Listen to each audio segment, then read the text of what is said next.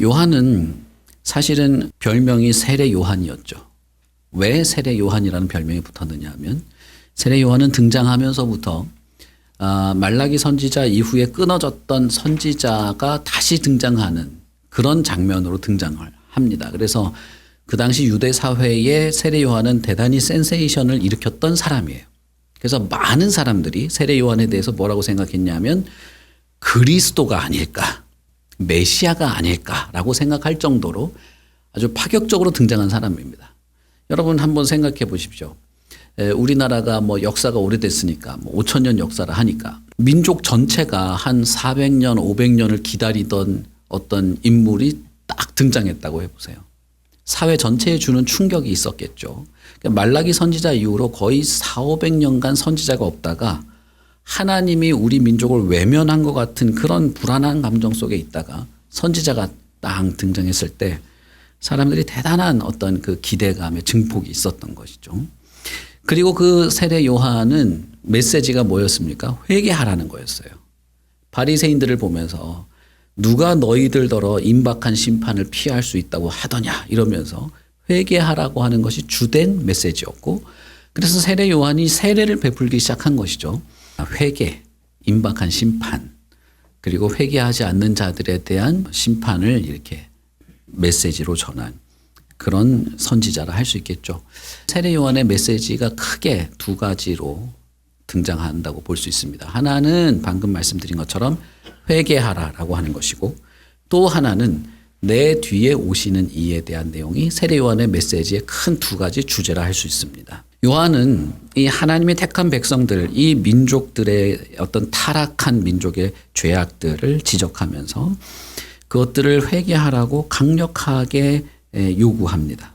그러나 그것만큼 또 강력하게 전한 것이 있는데 그것은 자신보다 더 큰 이가 올 것이다 라고 하는 그 예고가 세례 요한의 메시지의 가장 큰 부분이었다라고 할 수 있습니다. 누가복음 3장 15절부터 17절에 보시면 이렇게 말하죠. 백성들이 바라고 기다림으로 모든 사람들이 요한을 혹 그리스도신가 심중에 생각하니 요한이 모든 사람에게 대답하여 이르되 나는 물로 너희에게 세례를 베풀거니와 나보다 능력이 많으신 이가 오시나니 나는 그의 신발끈 풀기도 감당하지 못하겠노라. 자, 여기서부터 세례 요한이 내 뒤에 오는 분에 대해서 이제 묘사하는 겁니다. 그는 성령과 불로 너희에게 세례를 베푸실 것이요 손에 키를 들고 자기의 타작마당을 정하게 하사 알곡은 모아 곳간에 들이고 쭉정이는 꺼지지 않는 불에 태우시리라. 이렇게 말했습니다. 세례 요한에게 있어서 내 뒤에 오시는 분은 너무나 큰 분이기에 나는 그분의 신발끈조차 풀 수 없는 그런 자이다 라고 하면서 내 뒤에 오시는 분은 그러면 어째서 그렇게 큰 분이냐. 그는 불과 성령으로, 성령과 불로 세례를 베푸는데 손에 키를 들고 타작마당에서 타작을 할 것이다. 그래서 알곡은 곳간에 들이겠지만 쭉정이는 다 불살라 버리시를 그런 분이다. 나는 겨우 물로 세례를 베풀지만 그는 불로 태울 것이다. 이렇게 말한 거예요. 그러면서 내 뒤에 오는 분은 큰 분이다. 이렇게 말한 것이죠. 세례 요한이 예수님을 알아봤죠. 자신에게 다가오는 예수님을 보고 하나님의 어린 양이다라고 사람들에게 소개도 했던 사람입니다. 그러니까 세례 요한이 예수님을 모르는 건 아니에요. 예수님에 대해서 그가 부정하거나 그랬다고 생각할 수는 없습니다. 그러나 이 세례 요한이 자신이 기대하던 메시아, 불과 성령으로, 성령과 불로 세례를 베푸실 분에 대한 어떤 기대감은 있었다는 걸 우리가 알 수 있는 것이죠. 그분이 오시면 이 악한 세계를 정화할 겁니다. 불로 태울 거예요. 알곡은 드릴 겁니다. 회개한 자는 곳간에 드릴 거예요. 그러나 회개하지 않은 자, 악을 일삼는 자, 하나님을 떠난 자, 진리를 외면한 자들은 불살라 버릴 거예요. 그래서 이 세계를 하나님의 뜻에 따라 완전히 정화할 것입니다. 그리고 여러분 세례 요한의 처지를 봅시다. 세례 요한은 그 사회 속에서 벌어지는 모든 부조리와 어떤 그 죄악들, 회개하라고 메시지를 전하면서 그런 것들을 일일이 지적했죠. 그래서 바리새인들이 와서 우리가 어떻게 회개해야 됩니까? 이렇게 회개해라. 군인들이 와서 우리가 어떻게 회개해야 됩니까? 이렇게 회개해라. 직접적으로 말했던 사람이에요. 그래서 다른 사람의 걸 착취하지 말고 딱 정해진 임금대로 하고 뭐 이런 것까지 다 세세하게 했던 사람이죠. 그러다가 헤롯 왕의 그 부적절한 그 치정 관계를 지적합니다. 왕의 치부, 왕이 벌이는 일에 대해서 비난하고 그것을 직접적으로 죄라고 지적하는 일은 정말 힘든 일이라는 걸 우리가 생각할 필요가 있습니다. 그래서 감옥에 갇혔잖아요. 그러니까 이 사람은 뭐예요? 사회의 부조리, 이 왜곡된 정치와 권력 구조에서의 벌어지는 모든 악들, 이런 것들이 사무치는 사람이에요. 그러니까 지금 세례 요한의 처지도 우리가 고려할 필요가 있다는 것입니다. 이 사람이 그냥 편안하게 있다가 이렇게 된 게 아니라는 거예요.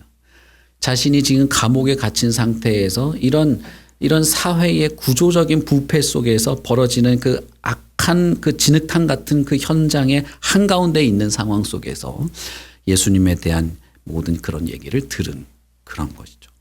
여러분, 예수님이 나사렛에서 자신의 첫 설교를 할 때 내가 왜 왔다고 말합니까? 이사야 61장이 지금 성취됐다고 하면서 하는 말이 뭡니까? 나는 가난한 자에게 아름다운 소식을 전하러 왔다. 갇힌 자에게 자유를 주러 왔다. 억눌린 자에게 노임을 전하러 왔다. 이렇게 말하잖아요. 여러분, 근데 그 갇힌 자에 지금 세례 요한이 해당됩니다. 감옥에 갇혔으니까 실제로. 그런 면에서 예수님과 예수님의 사역들, 그리고 예수님이 가는 곳마다 유대인들과 다투고 있다고 하는 이런 내용들, 사람들을 감화시키고 감동시키고 이 부조리한 악들을 꺾어버리고 이 권력과 로마 권력에 빌붙어 사는 이런 이 매국노 같은 자들을 교화시키고 사회를 정말 불로 정화시켜야 되는데 그런 게 없죠.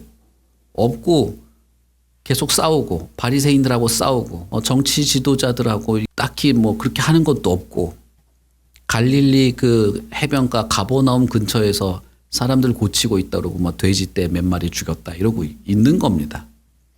그리고 바로 앞달락에 뭡니까? 백부장, 이 이스라엘을 강제로 식민지했던 로마의 노예를 치료해주고 그 로마인의 믿음이 유대인들보다 더 낫다. 여기 있는 모든 유대인들보다 더 낫다. 이러고 있고 감옥에 앉은 사람이 이 모든 얘기를 들었을 때 이런 이 모든 과정 속에서 세례 요한은 궁금한 질문점이 생긴 것입니다. 그러므로 여기서 예수님의 이 유대 사회에서의 사역과 그리고 끊임없이 예수님에 대한 반대, 예수님은 그 당시에 예수님이 살아있는 때도 죽은 사람을 살리고 막 이럴 때도 사람들이 예수님을 싫어했단 말이에요. 그런 반대가 있었습니다. 지금은 뭐 우리가 기독교가 뭐 이렇게 뭐라고 되는 것 같지만 그 당시에는 정말 예수님을 싫어하는 사람이 더 많았어요. 그러니까 하나님이 보낸 구원자 메시아가 왜 이렇게 사람들한테 미움을 당하고 이런 것들도 다 이해가 하기가 어려웠을 겁니다. 그러면서 이것은 세례 요한만의 질문이 아니고 그 당시에 아까 우리 누가복음 세례 요한을 보면서 기다리던 사람이란 묘사가 나오죠. 메시아를 기다리던 사람들에게도 아마도 의심이 드는 내용이었을 것이고 이것은 현재 저와 여러분에게도 어떤 근본적인 질문에 해당된다고 할 수 있습니다. 그것은 무엇이냐 하면 예수님은 진짜 누구냐는 것입니다. 혹은 예수님의 사역은 도대체 무엇을 위한 것이냐라고 하는 것이에요. 지금은 아마 세례 요한처럼 불로 다 태운다, 이 타락한 세계 구조를 바꾼다 이런 기대를 하는 사람은 없겠죠. 그러나 예수 그리스도에 대해서 우리는 왜곡된 기대를 하고 있을 수 있습니다. 세례 요한과 같은 기대는 하지 않는다 할지라도 우리는 내가 만든 메시아, 내 기분에 좋아 보이는 메시아를 기대할 수 있다 이것입니다. 왜곡된 어떤 메시아에 대한 기대죠. 그러므로 우리는 이 질문에 대해서 아주 근본적인 질문이고 저와 여러분에게도 해당되는 질문인 것을 생각하면서 본 단락을 볼 필요가 있습니다. 특히 오늘 예수님의 대답과 관련돼서 우리가 더 생각해 보아야 하는데 세례 요한은 이렇게 질문합니다. 내가죠 사실은 오실 그이가 당신입니까? 우리가 다른 일을 기다려야 됩니까? 이렇게 질문하죠. 여기서 기다려야 됩니까? 라고 할 때 이 기다린다는 단어와 누가복음 3장 5절에 있는 기다린다, 메시아를 기다린다 할 때의 그 동사가 같은 말이에요. 그러니까 요한의 질문의 핵심이 여기에 드러나는 것이죠. 우리가 기다려오던 그분이 맞냐는 뜻이에요. 좀 더 이렇게 좁은 의미로 말하자면 내가 기다리던 그분, 내가 보고 싶은 메시아, 내가 상상하던 메시아가 당신이 맞냐, 이렇게 말할 수 있겠죠. 다르게 말하면 세례 요한이 보고 싶은 모습에 잘 드러나지 않았다는 것입니다. 내가 보고 싶은 모습은 이런 모습인데 예수님이 보여주시는 건 이런 것이죠. 그런 면에서 여러분, 우리가 잘 한번 생각해 보면, 우리도 마찬가지인데 잘 생각해 보면 우리는 사실은 보고 싶은 것만 보려 하는 경향이 있습니다. 자기가 보고 싶은 것만을 보려고 하는 경향이 있다는 겁니다. 그래서 성경에 계시되고 많은 선지자들이 예언을 했고 메시아가 오면 이렇게 될 거야 라고 말을 했음에도 불구하고, 하나님이 선지자들을 통해 계시한 내용이 있음에도 불구하고 내가 보고 싶은 메시아를 보려고 하는 것이 있었다는 거예요. 세례 요한에게 분명히 이것이 있었습니다. 그는 다른 곳을 쳐다보고 있는 겁니다. 예수 그리스도에 대한 이야기를 들었지만 그 이야기를 들으면서 자신에게는 오히려 의구심이 들고 더 궁금해지고 뭔가 기대한 대로 보여지지 않는 것이 있었던 것이죠.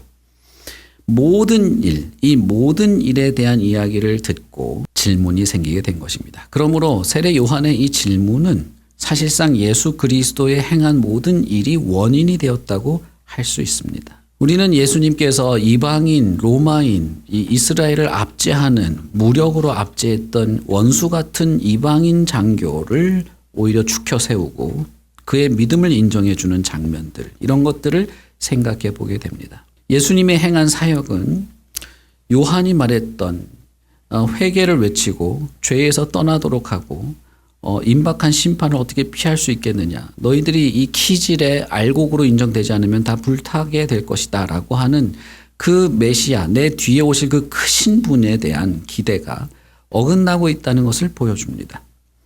이분이 진짜 내가 기대했던 메시아가 맞는가, 내가 보고 싶었던 그 모습인가 라고 하는 것이죠. 그러나 우리가 여기에서 좀 중요하게 볼 것은 무엇이냐면, 이런 세례 요한을 예수님은 다루려고 하신다는 거예요. 이런 세례 요한의 생각을 바꾸고 그의 시각을 바꾸고 사실은 눈을 새롭게 뜨게 하려는 것이 예수님의 대답이었다라고 하는 것입니다. 손에 키를 들고 자기의 타작마당을 정하게 하사 알곡은 모아서 곳간에 들이고 쭉정이는 꺼지지 않는 불에 태우시리라 라고 하는 이 메시아에 대한 이 내용은 물론 틀린 것은 아닙니다. 그러나 어떻게 그렇게 하겠냐는 것입니다. 어떤 방식으로, 어떤 과정을 통해서, 그래서 그 결과는 무엇이냐라고 하는 것이죠. 결국 우리는 이 뒷부분에 세례 요한이 어떤 심경의 변화를 일으켰는지 우리가 알 수는 없습니다만, 우리는 어떤 유추를 해볼 수 있는 것이 있는데, 그것은 무엇이냐면 예수님의 이 대답, 그리고 세례 요한의 제자들이 예수님의 어떤 사역들을 보면서 깨닫게 되는 이 과정 속에서 메시아에 대한 이런 왜곡된 생각, 혹은 아직까지 잘 모르는 이런 미진한 것들이 변화되어서 예수 그리스도의 정체, 그분이 과연 누구인가, 그리고 그분의 이 사역들이 과연 무엇인가를 이해하고 인정하는 것으로 변화되게 되었을 것이다 라고 하는 것을 우리는 생각해 볼 수 있게 됩니다.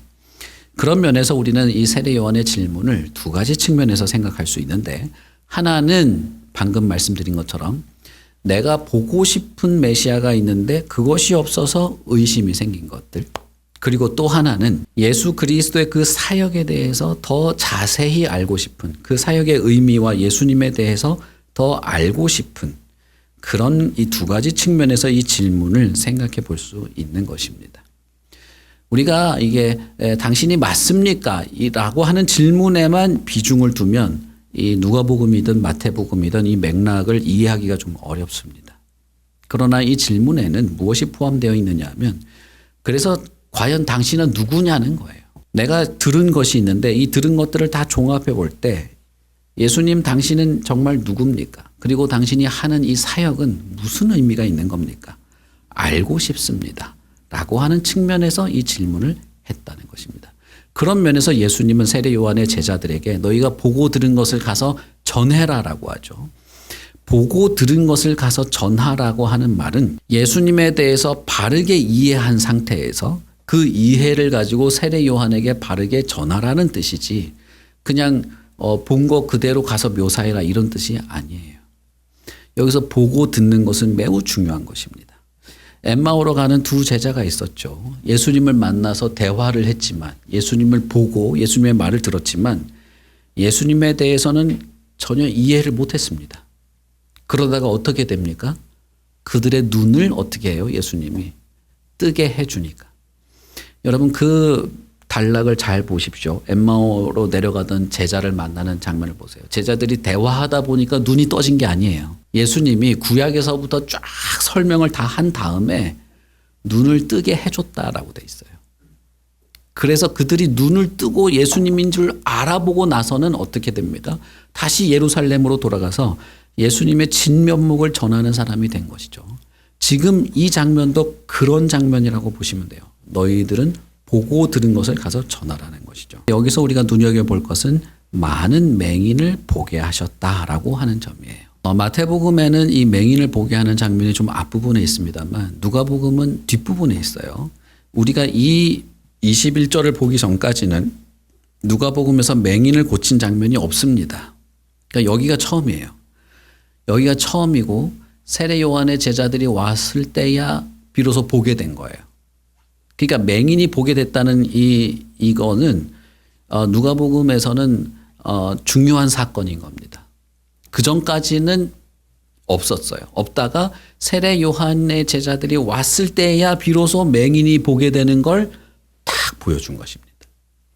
예수님의 대답을 보시면 너희가 가서 보고 들은 것을 요한에게 알리되 맹인이 보며 못 걷는 사람이 걸으며 나병 환자가 깨끗함을 받으며 귀 먹은 사람이 들으며 죽은 자가 살아나며 가난한 자에게 복음이 전파된다 하라 이렇게 말합니다. 이 장면에서 맹인이 보며가 첫 번째 나오고 맨 마지막에는 가난한 자에게 복음이 전파된다가 맨 마지막에 나오죠. 이것은 이사야서 29장이나 35장 그리고 61장에 있는 내용을 예수님이 다 이렇게 취합해서 섞어서 이렇게 말한 겁니다. 이사야서 29장이나 35장 혹은 61장에 보면 메시아가 오면 하나님이 보내는 메시아가 오면 이런 일을 할 것이다를 미리 예언을 해놨어요. 미리 이렇게 정해놓은 겁니다. 그 중에 하나가 맹인이 본다, 못 걷는 자가 걷게 된다, 나병 환자가 치료된다, 뭐 이런 내용들이에요. 그러니까 예수님은 이사야서에서 쭉 취합하면서 내가 그 예언을 성취하는 중이다를 말한 것입니다. 세례 요한이 보고 싶은 이 사회를 개혁하고 악을 몰아내는 그것도 물론 선지서에 있죠. 그러나 예수 그리스도의 사역이 자신의 눈에 보기에 미진해 보이고 내가 기대하는 모습이 아니라 할지라도 이것은 사실은 하나님이 계시한 말씀에 근거해서 봐야 되는 것이죠. 세례 요한이 이사야서를 몰랐을 리가 없습니다. 이사야서에 이미 메시아가 오면 이렇게 된다고 이미 적어놨어요. 그러면 이걸 알면 예수님의 사역을 바르게 볼 수 있었을 겁니다. 그런데 이사야서를 보지 않고 내가 보고 싶은 것만 보려고 하니까 예수님이 보이지 않은 것입니다. 그러므로 여러분 세례 요한은 훌륭한 사람이긴 하지만 어떤 면에서는 뭐예요? 그는 맹인인 거예요. 그리스도의 진면목을 보지 못하고 있는 것이죠. 그분의 정체를 보지 못하는 것입니다. 예수님은 자기 얘기를 하지 않았어요. 내가 맞다, 기다 이런 말을 하지 않았어요. 예수님은 이사야서에 이미 수백 년 전에 예언된 이야기를 다시 한 것밖에 없거든요. 그 말은 뭡니까? 세례 요한이 이사야서를 잘 이해하고 그것을 메시아가 오면 있게 될 것들을 그걸 알았다면 지금도 그걸 보려고 했었을 거예요. 그런데 이것이 없었던 것입니다. 없고 내가 보고 싶은 메시아. 지금 이 사회에 필요한 메시아. 내가 이 감옥에 갇힌 이 불합리한 상황 속에서 정말 메시아가 오면 이래야 되는데 하는 그것에 훨씬 더 쏠린 것이죠. 여러분, 저와 여러분도 지금 그럴 수 있다는 거예요. 예수를 믿는다고 하는데 예수님 성경에 계시된 예수님이 아니라 내가 보고 싶은 예수님, 내가 믿고 싶은 예수님, 내가 볼 때 참 좋아 보이는 예수님에 대한 기대감으로 예수를 볼 수 있다 이 말입니다. 그러나 하나님이 계시된 그대로의 예수님을 우리가 바라볼 필요가 있다는 거예요. 만약에 우리가 그렇게 예수님을 보지 못한다면 그것은 맹인입니다. 바리새인들은 눈을 멀쩡히 뜨고 있었죠. 귀 잘 들었습니다. 그래서 예수님이 설교하면 바로 이해했어요. 우리하고는 다릅니다, 수준이. 그래서 예수님이 설교를 할 때에 자기들을 빗대어 한 거라는 것도 알았어요. 그래서 바리새인들이 예수님한테 뭐라고 물어봐요? 우리도 맹인이냐 이렇게 물어보잖아요. 그러니까 예수님이 뭐라고 대답합니까? 잘 알고 있네요 이렇게 대답하죠. 바리새인들은 그런 면에서 눈으로 예수님을 보고 죽은 자를 살리는 것도 목격하고 듣고 다 이해했어도 그들은 사실 예수를 볼 수 없었던 것입니다. 그러므로 여러분, 이 메시아의 사역은 뭐예요? 이 얼굴에 붙어있는 이 눈을 뜨게 하는 게 메시아의 사역이 아니고 메시아의 진면목을 보게 하는, 메시아의 그 실체를 보게 하는, 그 눈을 뜨게 하는 것이 메시아의 실제 사역인 것입니다. 그러므로 저와 여러분도 마찬가지예요. 이 예수님도 지금 저와 여러분에게 이렇게 말할 수 있다 이겁니다. 너가 아직 맹인인데 눈을 떠야 된다. 눈을 뜨고 나를 보라. 내가 뜨게 해주겠다. 이렇게 할 수 있다는 거예요. 여기서 보시면 맹인을 보게 하신지라 이렇게 돼 있죠. 21절에. 우리 한글 성경에는 이게 뉘앙스가 잘 살지를 않는데 원문은 어떻게 돼 있냐면 맹인에게 시력을 주셨다 이렇게 돼 있습니다. 그 주셨다라는 단어가 아주 자주 사용되는 단어가 아니라 특별한 단어예요. 왕이 신하에게 뭘 하사할 때 쓰는 단어입니다. 그래서 병이 고쳐졌다는 뉘앙스로 쓰지 않았어요. 여러분 누가는 의사잖아요. 의사니까 병이 고쳐진다고 하는 면에서 이런 단어를 엉뚱하게 쓸 리가 없습니다. 병이 고쳐졌을 때에 그때 누가가 뭐라고 말해요? 병이 떠났다 이렇게 표현하잖아요. 의사가 쓸 만한 표현은 아닌 거예요. 그러나 이 사람은 여기서 뭐라고 씁니까? 맹인에게 시력을 주셨다. 예수 그리스도께서 주로서 시력을 줄 권위가 있다. 그에게 눈을 뜨게 할 권위가 있다. 그래서 그는 주었다 이렇게 쓴 것입니다. 이 메시아의 사역은 무엇입니까? 병자를 고치고 건강을 회복시켜 주는 것이 아니라 그가 잃어버린 것, 그러나 꼭 있어야 하는 것을 주시는 거예요. 주어서 어떻게 한다는 겁니까? 메시아를 볼 수 있도록 하시는 것입니다. 그러므로 여기서 예수님이 맹인이 보게 되었다라고 말할 때 그 맹인의 기능이 살아났다. 그가 그 기능을 활용했다는 뜻이 아니에요. 이것은 예수께서 그에게 주신 것입니다. 은혜를 주신 거예요.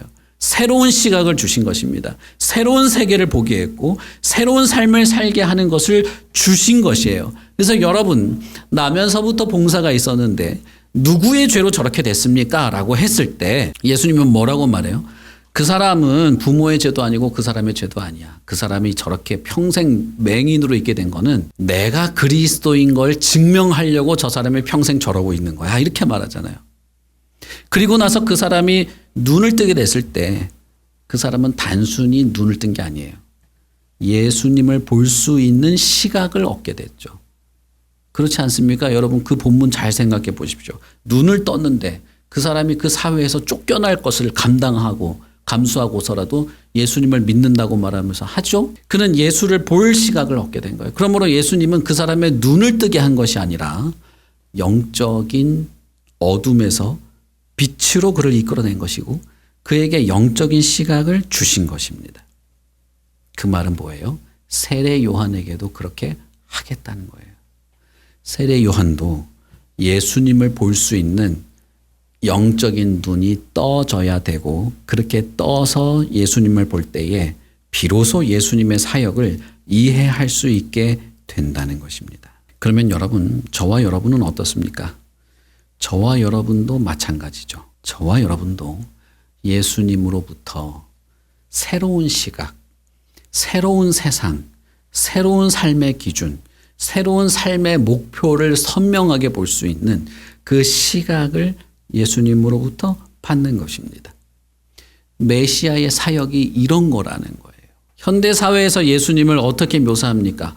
너의 마음을 편안하게 해주고 행복감을 느끼게 해주고 네가 슬픔을 이기게 해주고 아니 슬픈 상황이 이렇게 잘 넘어가게 해주고 그런 게 없다는 게 아니에요. 그게 있죠.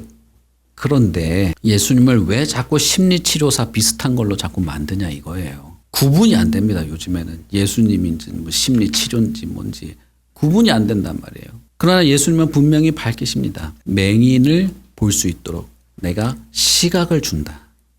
그리고 가난한 자에게 복음을 준다. 여러분 이사야서 61장 보십시오. 어떻게 돼 있습니까? 가난한 자에게 복음을 주고 아름다운 소식을 주고 그 다음이 뭐예요? 갇힌 자에게 노임을 주고 억눌린 자에게 자유를 주고 쭉 뒤에 이어가잖아요. 예수님이 그 나사렛에서 설교할 때는 이 내용을 다 말했거든요. 근데 세례 요한한테 할 때는 갇힌 자가 풀려난다 이 얘기는 안 해. 그것만 빼고 말해. 정작 갇힌 자는 세례 요한인데 지금 가장 필요한 사람한테 가장 필요한 말을 안 했어요. 나도 이사야서 61장을 알아요. 그 뒤에 갇힌 자를 풀어준다 내용이 있는데 왜 그건 빼놓고 말하는 거야? 아쉽지 않습니까? 아니 예수님 그 뒤에 갇힌 자 자유롭게 해준다 있잖아요. 왜 그거 말 안 합니까? 이거 아니에요. 저는 거기서 무슨 생각을 하게 되냐면 진짜 갇힌 자에게 노임을 준다는 것이 이 세상에서 감옥에 갇히고 이 세상에서 내가 불편한 것을 해결해 주는 그런 정도가 아니구나를 강조한 게 아닐까 싶은 거예요. 세례 요한은 지금 물리적으로 감옥에 갇혀 있는 상황입니다. 그 사람한테 갇힌 자에게 내가 노임을 주겠다. 이런 말을 안 하셨다는 것은 예수님의 사역이 이 세상의 물리적인 것에 정도에 해당되는 게 아니라는 것을 말한다는 거예요. 세례 요한은 그 뒤에 나오는 이사야서 61장을 잘 압니다. 그러나 내가 이 감옥에서 풀려나고 내가 살아가는 이 땅에서의 삶이 개선되는 것이 그리스도의 사역이 아니구나. 그분이 말하는 갇힌 자에게 주는 자유는 그런 게 아니구나 라고 하는 것을 이해했을 거예요. 예수님이 말씀하시는 자유는 영혼의 자유입니다. 예수님이 말씀하시는 시각은 영혼의 시각이에요. 현대 과학기술이 말하는 시각이 아닌 것입니다. 현대 심리학이 말하는 그런 마음의 평안이라는 게 아니라는 거예요. 이 메시아의 본질은 하나님이 없이는 도무지 가능하지 않은 하나님이 없이는 그 어떤 것으로도 채울 수 없는 그 가난, 그 궁핍과 결핍으로부터의 구원, 그것으로부터의 어떤 해방을 말하는 것입니다. 바리 그 백부장을 한번 봅시다. 로마의 백부장. 로마의 백부장은 그 가버나움 지역을 관할하는 그 일종의 구청장 같은 역할도 겸했어요. 그 유대인들에게 트러블을 일으키지 않게 하기 위해서 회당도 지었어요. 회당을 지었다는 것은 여러분 로마 정부 돈을 받아서 한 게 아니에요. 그 사람이 자기 개인 사비로 지어준 거예요. 부자죠. 백부장은 가난한 사람이 아닙니다. 그러나 백부장은 영적으로는 하나님의 은혜가 필요한 가난한 자였다라는 것입니다. 그 뒤에 등장하는 과부를 봅시다. 자기에게 있는 유일한 것이 아들 하나밖에 없어요. 독자밖에 없었잖아요. 그 사람이 독자를 잃어버린 것이나 백부장이 지금 처한 상황이나 똑같다는 거예요. 이게 한 단락 안에 들어있잖아요. 백부장은 모든 것을 가졌다고도 할 수 있어요. 가버나움에서 최고 권력자죠. 돈도 많죠. 사람들한테 말만 하면 유대인들도 알아서 착착착착 기는 정도인데 그러나 예수님의 눈에는 이 독특한 시각에는 남편도 죽고 아들 하나밖에 없는데 그 하나 남은 아들이 죽어서 모든 것이 망가진 이 여인이나 이 백부장이나 다를 바가 없다는 거예요. 이 사람도 구원이 필요하고 이 사람도 구원이 필요한 것입니다. 이 사람도 하나님이 없이는 채워지지 없는 영적인 기갈이 있고 이 사람도 하나님 없이는 채워지지 않는 영적인 기갈이 있는 것입니다. 그러므로 맹인이 보고 못 걷는 사람이 걷고 나병 환자가 깨끗함을 받고 기 먹는 사람이 듣고 죽은 자가 살아나고 이 모든 것은 결론은 사실은 가난한 자에게 복음이 전파된다는 것입니다. 불로 세상을 태우는 것보다 가난한 자에게 복음이 전해지는 것이 훨씬 더 그리스도의 사역을 잘 설명하는 것이었습니다. 물론 예수께서 이 세상을 심판하실 겁니다. 그분은 불로 살을 거예요. 그런데 어떻게 그렇게 할 거냐는 겁니다. 어떻게 세상을 그렇게 공의롭게 심판하실 거냐는 거예요. 복음을 전해야만 하는 겁니다. 복음을 전하고 그 복음을 통해서 가난한 자, 영적인 궁핍과 공허함에 있는 자들이 구원을 받고 참된 믿음을 가지며 예수 그리스도를 보는 시각이 생기고 그 시각을 통해서 주님을 바라볼 때에 자신의 영혼을 이게 억누르고 있는 모든 사회의 부조리와 내 욕망과 탐욕과 주님이 아닌 것에서 내 인생의 의미를 찾으려고 하던 그 헛된 수고들을 다 벗어버리고 진정한 자유를 얻게 된다는 것입니다. 그러므로 예수 그리스도의 이 본질을 알고 실족하지 않는 자, 실망하지 않는 자, 그것에 대해서 무반응이거나 반대하지 않는 자들은 복이 있을 것입니다. 예수님에 대한 반응은 세 가지가 있었죠. 하나는 예수님에 대한 반대가 있었고, 또 하나는 예수님에 대해서 아무런 반응이 없는 무반응이 있었고, 또 하나는 세례 요한처럼 더 알고 싶어 하는 반응이 있는 것이죠. 예수님은 세례 요한에게 예수님이 어떤 분인가, 메시아의 본질에 대해서 알려줍니다. 세례 요한의 이 질문은 그런 면에서 예수님이 하시는 모든 일을 듣고 그것을 통해서 예수님을 더 알고 싶은 마음으로 질문을 했다고 볼 수 있는 그런 해석이 가능한 거예요. 뒷부분에 이 예수님의 그것을 통해서. 그렇다면 이제 결론은 저와 여러분이죠. 저와 여러분은 어떻습니까? 예수님의 구원자로 나에게 어떤 분이라 여겨지십니까? 제가 여러 번 작년에도 말씀드렸습니다만 예수님에 대한 궁금증, 그가 누군지 알고 싶고 보고 싶고 이해하고 내 영혼의 구원자라는 사실을 이해하게 되면서 그를 신뢰하는 것들이 있냐는 거예요. 아니면 돼지떼를 의지하면서 이게 내 삶을 지켜줄 거라고 생각하면서 여기에 매달리면서 주님을 보지 못하는 상황에 있습니까? 그 거라사 지방의 사람들이 다 예수님이 이 귀신을 쫓아냈다는 소문을 듣고 예수님을 보러 나아왔잖아요. 그 바로 앞달락에도 사람들이 나아왔다, 동일한 단어를 쓰잖아요. 앞달락에 나온 사람들은 갈릴리 호수를 다 따라다니면서 예수님을 굶어가면서 예수님의 설교를 들었습니다. 그런데 건너편 동쪽에 있는 이 사람들은 나아왔는데 돼지떼가 죽었어요. 내가 돼지떼에 의지하면서 살았는데 예수님이 필요 없는 거죠. 그때는 그냥 떠나라고 하죠. 저는 이것이 우리의 인생에도 있다고 생각해요. 예수님이 아니라 다른 것에 내 마음을 의지하기 시작하는 것, 혹은 그것에 내가 너무 익숙해져 있는 것, 가족이든 돈이든 힘이든 권력이든 건강이든 뭐든 간에 그것은 우리의 영혼을 좀먹게 됩니다. 예수님을 바르게 보는 모습이 아니라 할 수 있습니다. 예수님은 메시아이고 나의 구원자이십니다. 그래서 내 마음에 그냥 괜찮아 이런 정도의 말을 하는 게 아니라 내가 누군지 바르게 보기를 예수님은 하시고, 예수님을 바르게 보는 순간 그에 대해서 알고자 하는 마음에 어떤 이것들이 솟아나오면서 주님의 뜻을 따라 살아가는 것들이 시작되는 것이죠. 그 나면서부터 봉사였던 사람이 눈은 떴지만 예수님을 몰랐죠. 예수님이 그를 두 번째 찾아가서 뭐라고 말합니까?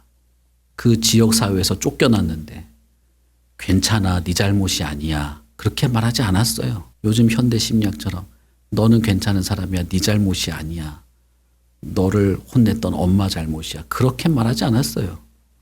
예수님은 그에게 너가 인자를 믿냐? 그렇게 물어봤어요. 그 맹인의 응? 그렇죠. 누굽니까? 그분이 누굽니까? 알고 싶어 했다 이 말입니다. 내가 믿고 싶은데 그가 누구입니까? 저는 그 전체 단락에서 그 문장이 정말 인상 깊어요. 예수님을 알고 싶어 하는 것이 내 마음에 있냐 이 말이에요. 주님이 나에게 그런 시각을 주셔서 볼 때마다 그를 알고 그의 그 깊이를 알고 그의 정체를 알아가는 것이 있냐 이 말이에요. 10년 전, 20년 전, 30년 전 내가 기분 좋을 때 그냥 예수님 좋아하는 그 감정 아직까지 붙잡고 앉아가지고 내가 예수 믿는다고 그냥 자기 위안이나 하면서 살아가고 있는 게 아니고, 지금도 나에게 이 예수님이 정말 알고 싶은 분이고 보고 싶고 정체를 그 깊이를 알고 싶어서 주님의 말씀과 그 가르침 속에서 내 영혼에 생기가 있는 것들을 보는 그것이 있냐 이 말입니다. 예수님이 하는 일이 그건데 그것과 내가 동떨어져 있다면 저와 여러분은 맹인이라 할 수 있을 겁니다. 그러므로 여러분 예수님의 이 말씀을 깊이 한번 생각해 보십시오. 예수님은 우리의 영혼을 고치십니다. 우리의 영혼의 눈을 뜨게 하고 주님을 바라보게 하고 그분의 의도를 이해하게 하고 내 자신을 고쳐나가시고 내가 주님께 굴복하며 그 어떤 것보다도 주님을 의존하며 평화를 누리게 하십니다. 여러분 정말 그러기를 바라십니까? 내 영혼이 구원받기를 바라십니까? 그렇다면 이 예수님의 말씀을 마음에 새기십시오. 내가 보고 싶은 주님을 보려고 하지 말고 주님이 나에게 찾아오셔서 내가 주님을 바르게 보고 그분을 의지하며 신뢰하며 살아갈 수 있기를 기대하십시오. 우리 같이 기도하겠습니다.